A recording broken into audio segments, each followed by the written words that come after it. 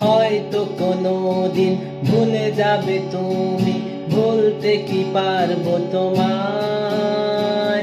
তাই তো এসেছি আজকে তোমাকে নীরবে জানাতে বিদায়। হয়তো কোনোদিন ভুলে যাবে তুমি, ভুলতে কি পারবো তোমায়। তাই তো এসেছি আজকে তোমাকে নীরবে জানাতে বিদায়। এমনি করে চলে জীবনে মরণে যাওয়া আসা, ও তোমারই চলার পথে দিয়ে যেতে চাই আমি একটু আমার ভালোবাসা।